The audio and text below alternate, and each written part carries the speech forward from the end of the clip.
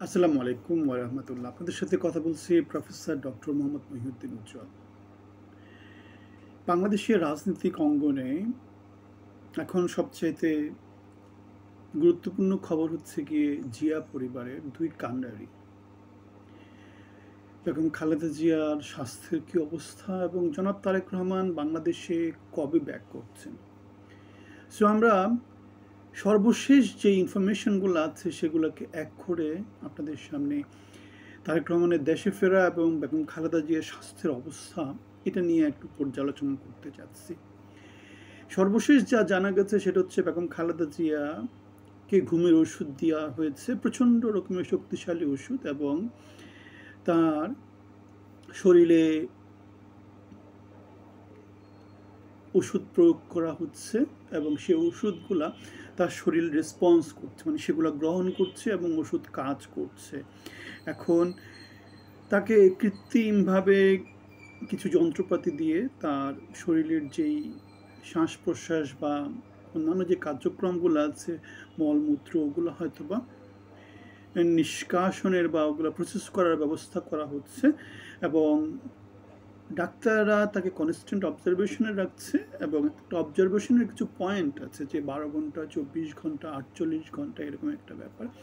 সুতরাং তারা ওই পয়েন্টে পয়েন্টে তার শরীরের উন্নতি অবনতি সেগুলো চেক করছেন, অবজারভেশনে রাখছেন, এবং একটা সার্টেন পয়েন্টে গিয়ে তারা ঠিক করবেন যে বেগম খালেদা জিয়া কি আগে থেকে ভালো হয়েছে নাকি খারাপ হয়েছে। তাকে এখন শরীরে যে অবস্থা, সে অবস্থা তাকে কোথাও মুভমেন্ট করার কোনো সুযোগ নাই এই অবস্থায়। সুতরাং তার শরীর যদি ইমপ্রুভ করে সেক্ষেত্রে তাকে দেশের বাইরে নিয়ে যাওয়ার একটা অপশান আছে। আর তার যদি শরীরে মেডিকেল যেই মেডিসিনগুলো দেওয়া হচ্ছে সেগুলো যদি ভালো কাজ না করে সেক্ষেত্রে তখন যে অ্যাভেলেবল অপশানগুলো সেগুলো মূল্যায়ন করতে হবে। সো বেগম খালেদা জিয়ার স্বাস্থ্য কোন দিকে মুভ করছে তার উপর ডিপেন্ড করে জনাব তারেক রহমানের বাংলাদেশে আসা। আমরা সর্বশেষ যেটা জেনেছি সেটা হচ্ছে তার পক্ষ থেকে যুক্তরাজ্যের হাই কমিশনে ট্রাভেল পাসের জন্য কন্ট্যাক্ট করা হয়েছে এবং তাদেরকে বলা হয়েছে যে 1 ঘন্টার মধ্যে ট্রাভেল পাস ইস্যু করা যাবে। এবং জনাব তারেক রহমানের যেই পোষা বিড়ালটা আছে তার জন্য পাসপোর্ট ইস্যু করা হয়েছে। এখন বেগম খালেদা জিয়ার স্বাস্থ্যের উন্নতি না অবনতি সেটা ভালো হচ্ছে না খারাপ হচ্ছে তার উপর ডিপেন্ড করে তাকে দেশের বাইরে নেওয়া হতে পারে, অথবা দেশের মধ্যে রেখে যেই অপশানগুলো অ্যাভেলেবল আছে সেগুলো এক্সিকিউট করা হতে পারে। বেগম খালেদা জিয়াকে যেহেতু বাংলাদেশের VVIP, very very important person ঘোষণা করা হয়েছে, তার জন্য এসএসএফ, পিজিআর অথবা র্যাব, পুলিশ, বিডিআর সবাইকে মোতায়েন করা হয়েছে এবং হেলিকপ্টারের উঠানামা করার একটা মহড়া দেওয়া হয়েছে। যদি প্রয়োজন বোধে সেটা দরকার হয় সিকিউরিটি প্রোটোকল মেনে, তাহলে সেটা করা হয়েছে।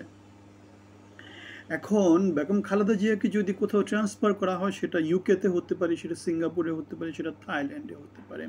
ইউকেতে যদি ট্রান্সফার করা হয় সেক্ষেত্রে জনাব তারেক রহমান ইউকেতে আছেন, যেখানে বেগম খালেদা জিয়া প্রায় 4 মাসের মতো অবস্থান করেছেন এবং ট্রিটমেন্ট নিয়েছেন, সেটাই তার জন্য বেস্ট অপশন, কিন্তু সেটা অনেক দূরে। এয়ার অ্যাম্বুলেন্স এগুলোর ব্যবস্থা মোটামুটি আলাপ আলোচনার পর্যায়ে আছে। সুতরাং সব দিক মিলায় এই হচ্ছে বর্তমানে বেগম খালেদা জিয়ার স্বাস্থ্যগত অবস্থা এবং জনাব তারেক রহমানের বাংলাদেশে আসা বা না আসা। লং টার্মে ডেফিনেটলি জনাব তারেক রহমান বাংলাদেশে আসবেন, সেটাতে কোনো রকমের সন্দেহ থাকার কথা না কারো। কিন্তু এই অবস্থা যেহেতু এই সময়টা ক্রিটিক্যাল, সুতরাং এক্ষেত্রে বেস্ট প্ল্যানিং তারা ফলো করছে, যে ট্রেড অফ কোনটা করলে কি হবে, কোনটা করার সুবিধাজনক, সব দিক মিলায়। এখন জনাব তারেক রহমানকে বাংলাদেশে হয়তো বা এসএসএফ নিরাপত্তা প্রোটোকল দেওয়া হতে পারে, কারণ জনাব দেশনেত্রী বেগম খালেদা জিয়াকে যেহেতু ভেরি ভেরি ইম্পর্টেন্ট পার্সন হিসেবে ট্রিট করা হচ্ছে, সুতরাং তার পরিবারের সদস্য হিসেবে জনাব তারেক রহমান একই রকম সুযোগ সুবিধা পাবেন। এই হচ্ছে বর্তমানে যে ইনফরমেশনগুলো আছে সেগুলোর উপর বেস করে সর্বশেষ অবস্থা। আপনারা বেগম খালেদা জিয়ার জন্য দোয়া করবেন, তিনি যাতে আমাদের মাঝে আবার সুস্থ হয়ে ফেরত আসতে পারেন।